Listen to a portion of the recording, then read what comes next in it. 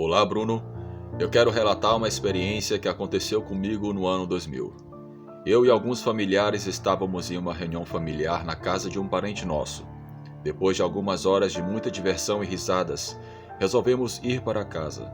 Estávamos em 5 pessoas: minha prima Luana, seu marido Paulo, outra prima Gabriele e seu namorado Renato. Gabriele pediu para que Paulo levasse Renato para casa, porque ele morava mais afastado da área urbana. E já estava tarde. E também já estava um pouco alterado por conta das bebidas lá na reunião de nossa família. Sendo assim, entramos no carro e fomos embora. Do lugar que estávamos até a casa dele, levaria mais ou menos meia hora para chegar. Então logo os dois pegaram no sono. Entramos na estrada de terra e seguimos em direção à pista de motocross daqui da cidade. Lá tem uma estradinha com plantação de eucalipto e teríamos que passar para descer a estrada. Assim que entramos, um pouco à frente tinha uma criatura em pé, 1,5 m mais ou menos. Ele tinha um corpo forte como o de uma pessoa que faz musculação, cabeça com orelhas de gato, pontudas, focinho que era mistura de cachorro com porco, porém parecido com um macaco achatado. Tinha pelos falhados no corpo todo, que pareciam que estavam caindo, e dentes pontiagudos, olhos pretos, totalmente pretos, não se via a parte branca dos olhos. E o mais cabuloso é que tinha restos de uma camisa xadrez azul escura no peito. Aquela criatura fazia um barulho sinistro e encostava a cara no vidro do carro. Aquilo me deixou com tanto medo que, se ele tivesse puxado o trinco da porta, teria aberto, o que na hora não dá reação na gente. É tão apavorante que você não sabe o que fazer. Paulo, no susto, acelerou o carro e a criatura ficou para trás, parada olhando o carro se afastar. Luana não falava mais naquela hora, e seguimos por um caminho para voltar pela outra estrada, porque resolvemos não ir mais para a casa só do Renato. Minha prima levou ele e a Gabriele para dormir na sua casa, e eu também. Já passei por outras experiências, mas essa me deixou com pânico. Quando chegamos em casa, Renato e Gabriele acordaram. Eles não estavam entendendo nada. Explicamos o que tinha acontecido e os dois ficaram bons do porre que tinham tomado. Hoje em dia eu consigo falar sobre o assunto sem ter pânico, mas medo terei sempre. Minha prima ficou horrorizada e não parava de falar. Vocês viram aquilo também? Respondemos que sim, que Gabriele e Renato não viram porque estavam dormindo. Essa com certeza foi uma experiência que me marcou demais. Depois de muitos anos, eu ainda tinha pânico de passar por lugares que lembravam aquela noite. Deixei de fazer muitas coisas na vida por conta disso. Depois dessa e de outras experiências, fui pesquisar sobre o assunto e vi que tem mais pessoas que viram aquela criatura e tiveram situações ainda piores que a minha. Essa criatura era medonha, pois se parecia demais com um homem de estatura pequena. Ficou de pé o tempo todo que estávamos ali. Horrível demais. Só de lembrar já me enche os olhos de lágrimas. Sei que até hoje, quando nós nos reunimos, nós nos recordamos daquela noite. Foi um acontecimento surreal, cabuloso demais.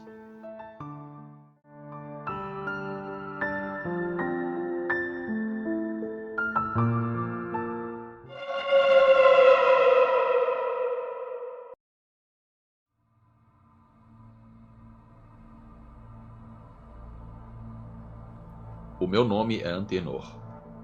O caso a seguir se deu em uma cidade próxima a Goiânia, no ano de 2011. Meu amigo chamado Juarez me contou que o que passou com ele naqueles dias foi algo assustador. Ele conseguiu trabalho de caseiro em um sítio e estava recém-casado. Era um fim de tarde. Juarez ia até o centro da cidade, que ficava uns 5 quilômetros. Ele ia de carroça e aproveitava para trazer algumas coisas que não produziam lá no sítio. A gente se encontrava lá e aproveitava para tomar uma cerveja, bater um papo, e antes de escurecer, ele partia de volta para casa, por conta da esposa e da filha pequena, que naquela época tinha 2 anos. Um certo dia por ali, aparecia um cidadão estranho. Aparentava ter uns 50 anos. Ele vivia pedindo cigarro, cachaça e comida. Era visivelmente uma pessoa que estava em situação de rua. Ninguém sabia de onde ele veio. Ele disse que era do mundo e era apelidado de Vermelho, devido à cor do seu cabelo. Mas ele, aos meus olhos, tinha uma característica estranha. Os cães da rua ficavam ouriçados com a presença dele. Geralmente os cães daquela rua não eram assim com outras pessoas, somente com ele. Já fazia tempo que ele estava por ali, mas sempre que os cães da cidade viam ele, ficavam agitados e ouriçados. Até a égua da carroça do meu amigo parecia incomodada com a presença dele. Eu não comentei isso com ninguém para que as pessoas não achassem que eu era uma pessoa preconceituosa. Um certo final de semana, o meu amigo precisava fazer uma cerca e estava precisando de alguém para ajudá-lo. Então ele pediu para que o Vermey pudesse ser o seu ajudante naquele dia. O patrão do Juarez pagaria a mão de obra e o almoço para o Vermey. Como era final de semana, eu também fui, até mesmo com o intuito de dar um passeio e de dar uma ajuda extra para ele. Eu ia na minha moto e ofereci carona para levar o Vermey até o sítio do Juarez. Chegamos lá. Era sábado por volta das 8 horas da manhã. O trabalho começaria após o café da manhã preparado pela esposa do Juarez. Haveria uma pausa para almoço. Era previsto que o trabalho terminasse a partir das 5 horas da tarde. Eu percebi que os cães do sítio também ficavam ouriçados com a presença do Vermey. Eu me lembro que quando fomos ao local em que faríamos a cerca, passamos perto de um chiqueiro e um curral de ovelhas. Por incrível que pareça, os porcos e os animais pareciam assustados com a presença do Vermey. Aquilo começou a me deixar com a pulga atrás da orelha. A mulher do Juarez claramente percebeu isso também. Não era assim que se comportavam os animais no dia a dia com as pessoas. O ajudante ficava em silêncio, tipo cara de vergonha. E o trabalho começou. E tudo foi conforme o previsto. Quando deu exatamente 6 horas da tarde, foi feito o pagamento, tomamos uma talaga de cachaça com torresmo e fomos para casa. Eu deixei o tal Vermey no centro da cidade, perto de um bar, e fui embora para minha casa. Os cães da rua, quando nos viram chegando, começaram a ficar alvoroçados. Agora eu vou contar o que o Juarez me contou, o que aconteceu naquele exato fim de semana. Naquela noite, segundo o Juarez, após tomar banho, eles jantaram e depois foram dormir. Juarez disse que era mais ou menos 1 hora da manhã. Os animais da pocilga estavam agitados. Ele pediu para que a mulher se acalmasse. Ele abriu a porta e com o farolete e seu 38, ele foi até lá para ver o que era.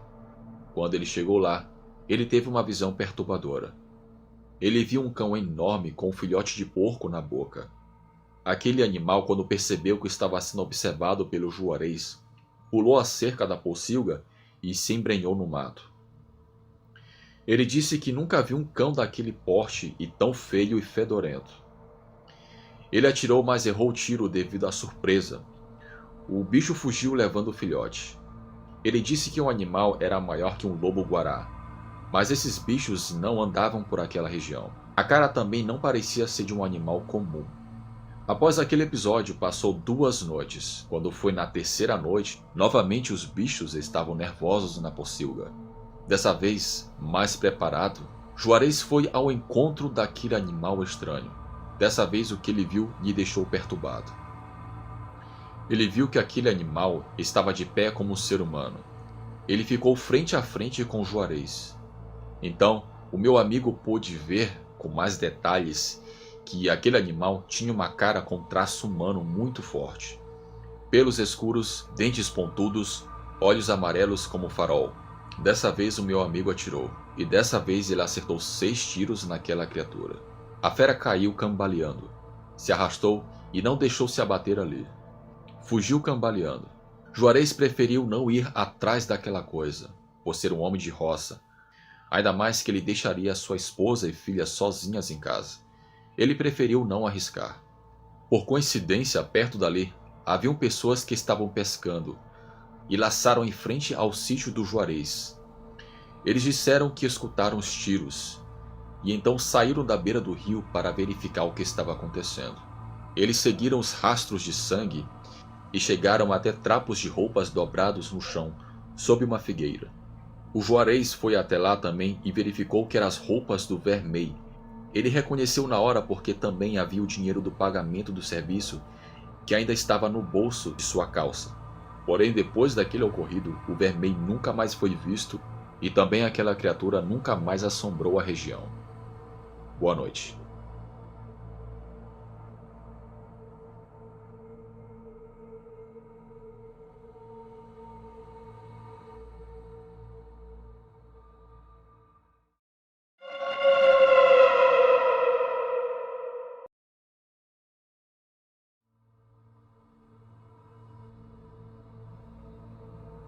Olá, o meu nome é Fátima. Tudo aconteceu quando eu tinha 7 anos de idade, no ano de 1984. Eu me lembro bem, pois eu estava na antiga primeira série. Eu morava na cidade de Almenara, Minas Gerais, e a escola ficava bem perto da minha casa, umas 4 quadras, assim que era possível ir caminhando. Eu me lembro que nas primeiras semanas a minha mãe me levou para que eu aprendesse o caminho, mas depois eu fui sozinha, acompanhada de 5 coleguinhas. Nós íamos juntos para a escola. Naquele tempo tudo era mais seguro. Carros naquela cidade quase não existiam. Estudávamos de manhã. Eu me lembro que era mês de junho, pois a nossa escola estava enfeitada para as festas juninas e estava bastante frio. Teve um dia que os 4 coleguinhas que nos acompanhavam ficaram doentes com gripe. Então somente eu e a Ana fomos para a escola. Eu me lembro que era uma manhã fria, e ao sairmos de nossa rua e seguimos para a escola, passamos por uma quadra e vimos uma coisa que nos chamou muito a atenção. Em um canto da rua havia uma casinha enfeitada com jardins e enfeites da época junina. Tudo muito colorido, iluminado e alegre. Até mesmo um som de música de sinos. Então vimos a dona daquela casa. Uma senhorinha vestida como roupa de qualquer vovó, baixinha de óculos, bem branca, cabelos em coque brancos como neve. Ela tinha quase a nossa altura, mais ou menos 1,5 m. Ela nos acenou sorrindo, nos convidando para entrar naquele espaço. Achamos tudo muito lindo, mas estranho ao mesmo tempo, pois até ontem aquele local era apenas um quintal vazio e nem cercado era. Agora uma casinha pintada de amarelo como se fosse a casa de uma boneca. Aquilo me deixou com a pulga atrás da orelha. A doce velhinha nos acenava, nos chamando e nos oferecendo coisas que pareciam pirulitos daqueles bem grandes. Em nossa inocência, nós nos questionamos com rapidez de tudo aquilo, mas não demos muita importância. Eu, encantada com aquilo, eu fui até aquela velhinha, mas por sorte a Ana me chamou, dizendo que iríamos nos atrasar para a escola e que talvez iríamos encontrar os portões fechados. Foi isso que me trouxe à realidade, e também os meus pais iriam ficar furiosos. Quando eu decidi obedecer a Ana, eu percebi que aquela senhora ficou bem frustrada, e o seu semblante mudou. Repentinamente tudo foi mudando. A casinha amarela ficou cinza, a beleza, as luzes, colorido, tudo foi mudando. Até mesmo a senhorinha começou a mudar. Ela continuava do mesmo tamanho, porém, agora ela tinha um semblante de maldade, como se fosse uma verdadeira bruxa.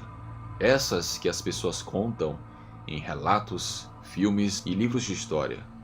Tudo aquilo foi desaparecendo diante dos nossos olhos. Nós estávamos muito assustadas e saímos correndo.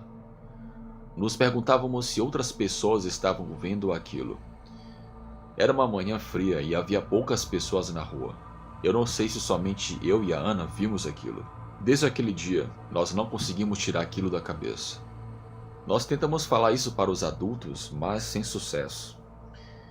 Eles recebiam isso com risadas, deboche e até mesmo os nossos pais zombavam da gente. Então resolvemos fazer um voto de silêncio e não contar isso para mais ninguém. Porém, nunca mais esquecemos daquilo. Eu nunca entendi o porquê aquilo aconteceu conosco. Talvez, se nós tivéssemos entrado naquela casa, naquele dia, provavelmente eu não estaria aqui contando esse relato para vocês.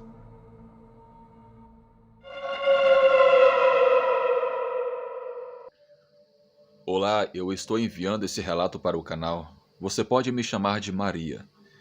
Eu prefiro me manter anônima, pois a experiência que eu tive foi algo assustador. Mesmo após tantos anos, ainda é difícil falar sobre o que aconteceu. Foi em um povoado no interior do Espírito Santo. no ano de 1999.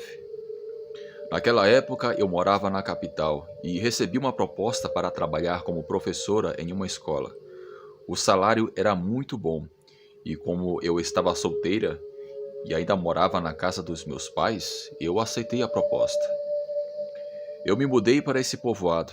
De começo, eu morava na casa de uma colega de trabalho que me cedeu gentilmente a sua casa até eu conseguir uma casa para alugar, que por sinal naquela época era muito barato. Após 2 meses, eu consegui uma boa casa para alugar.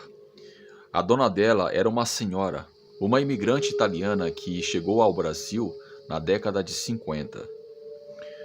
Eu, pouco a pouco, fui fazendo a minha vida e até mesmo estava planejando comprar um carro. Porém, uma certa noite, tudo iria mudar. Eu me lembro que em uma sexta-feira, uma colega de trabalho estava completando aniversário e me convidou para jantar em um restaurante. Porém, ela não gostava de muita frescura e nada pomposo. Nós decidimos que cada um iria pagar sua conta, porém levamos presentes para ela. Esse restaurante era o único que tinha naquele povoado, por sinal era muito bom. Foi para mim uma grande oportunidade, pois havia um rapaz que eu estava interessada e ele iria também para essa festa. Nessa dita sexta-feira, eu fui para o restaurante. Era 8 horas da noite. Lá nos encontramos para o aniversário. Porém, eu fiquei chateada ao saber que o rapaz que eu queria ficar não ia poder estar naquela noite, pois ele teve um imprevisto. Então começamos a nos divertir, comer e conversar. O tempo foi passando até que eu vi que já era quase 11 horas da noite. Apesar que no dia seguinte eu não iria trabalhar, eu resolvi voltar um pouco mais cedo, pois eu teria que corrigir algumas provas de alunos, limpar a casa e fazer algumas compras.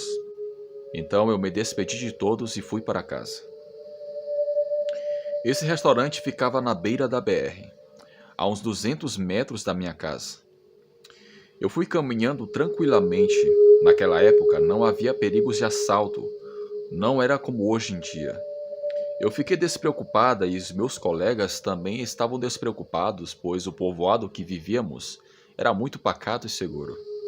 Havia também alguns postes de iluminação e o céu estava bastante estrelado. No trajeto, eu teria que passar por uma praça que ficava praticamente em frente à minha casa, mas antes disso havia um atalho. Esse atalho era um terreno que estava limpo, porém de ambos os lados havia matos, e na minha frente eu conseguia ver a rua que era da minha casa. Eu estava caminhando passando por aquele terreno quando eu comecei a escutar barulhos estranhos que vinham de dentro do mato. Nesse momento eu fiquei com medo, porque eu pensei se tratar de um touro bravo que estava solto por ali. Mas o que eu iria descobrir era que era algo muito pior. Eu comecei a apertar o passo e aquilo foi se aproximando. Então eu corri. Eu corri o mais rápido que eu podia. Faltava só 20 metros para eu chegar em minha casa. Quando eu cheguei na porta, eu olhei para trás. O que eu vi foi algo chocante. Eu vi saindo de dentro do mato um animal todo deformado, que parecia andar apoiado nos cotovelos. O bicho tinha o tamanho de um jumento ou talvez até maior.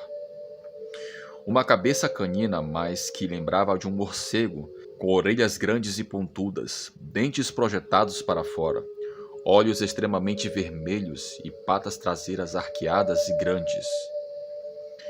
Eu entrei em casa e me tranquei. Eu corri até a cozinha, apaguei as luzes, mas para o meu pavor, aquele bicho chegou e começou a dar voltas ao redor da minha casa. Foi então que ele parou e começou a fuçar por debaixo da porta da cozinha. Eu acho que ele sentiu o meu cheiro. O bicho então começou a dar patadas violentas na porta da cozinha. Eu comecei a gritar por socorro, porém o vizinho mais próximo acho que estavam 100 metros de distância. As patadas eram tão fortes que a casa toda tremia. Foi quando eu percebi que sua intenção era literalmente derrubar a casa comigo ali dentro. Parecia loucura, mas foi o primeiro pensamento que me veio à mente. Ou seja, se eu ficasse ali, eu iria morrer. Se eu tentasse sair da casa e pedir ajuda, aquele monstro provavelmente iria me alcançar sem dificuldades. Eu pensei que eu iria morrer naquela noite. Foi quando um pensamento muito forte veio à minha mente. Algo me dizia para que eu fosse para debaixo de uma mesa de jantar, que estava rente à parede. Eu fiz isso e aquele bicho continuava esmurrando a porta até que algo terrível aconteceu. O bicho fez com que a parede da cozinha quebrasse e o teto da cozinha veio abaixo. Acredite se quiser, aquele animal tinha uma força descomunal. Eu pude ver de perto que o bicho tinha mais de 2 metros de altura e era muito forte, uma força bestial. A mesa da cozinha me protegeu dos escombros, porém, os escombros não me deixavam sair dali de baixo, mas me serviram de escudo para me esconder daquela terrível criatura. Eu escutei aquele bicho indo até a sala, quebrando tudo, e foi até o meu quarto. Ele parecia estar me procurando, porém, depois de um tempo, ele foi embora urrando com muita raiva. Eu queria gritar por ajuda, mas eu tinha medo de atrair de novo aquele bicho. Porém, debaixo daqueles escombros, o meu oxigênio iria acabar. Eu tentei mover os escombros, porém eram muito pesados. Foi quando que, por milagre, eu escutei alguém perguntando se tinha alguém na casa. Eu gritei por ajuda. Eu escutei vozes de várias pessoas e começaram a remover os escombros até que eu vi um homem que morava na minha rua. Eles me perguntaram o que tinha acontecido, porém eu não conseguia falar, pois eu estava em estado de choque. Por sorte, eles estavam voltando de uma festa quando viram que minha casa, parte dela, estava desmoronada. Como um deles conhecia a dona da casa, logo eles estranharam e perceberam que algo errado estava acontecendo. Após me resgatarem, eles chamaram os bombeiros e eu fui levada para o hospital. Por sorte, eu tive somente escoriações, não havia quebrado nenhum osso de meu corpo. Quando eu estava mais calma, o médico perguntou o que havia acontecido. Eu disse que um touro bravo fez aquilo. Foi a melhor desculpa que eu consegui inventar naquela hora. Eu tinha medo de contar o que realmente aconteceu naquela noite, que eu tinha visto uma criatura sobrenatural, pois eles não acreditariam e poderiam pensar que eu estava louca, e nem eu sabia direito o que era aquilo. A dona da casa, coitada, levou prejuízo e ficou preocupada comigo, mas eu disse que eu estava bem. Eu ainda não tinha acreditado que tudo aquilo havia acontecido. Uma colega de trabalho me chamou para morar com ela por uns tempos, até eu conseguir outra casa para alugar. Eu pensava naquele episódio todos os dias. Eu nunca tinha visto um animal tão estranho. Mas após um tempo eu pedi demissão. Eu não aguentava mais ficar naquele povoado. Já estava me fazendo mal me lembrar daquilo todos os dias. Eu voltei para a capital, Vitória. Depois de alguns anos, vendo vídeos e depoimentos, eu descobri que aquilo que tentou me matar soterrada era um lobisomem. Acredite ou não, aquele bicho é um ser racional. Até hoje eu tenho pesadelos com aquela noite, e devido a isso eu desenvolvi um estresse pós-traumático. Eu tive que passar por alguns psicólogos até eu conseguir ter uma vida um pouco mais saudável. Mas a lembrança daquela noite perdura todos os dias.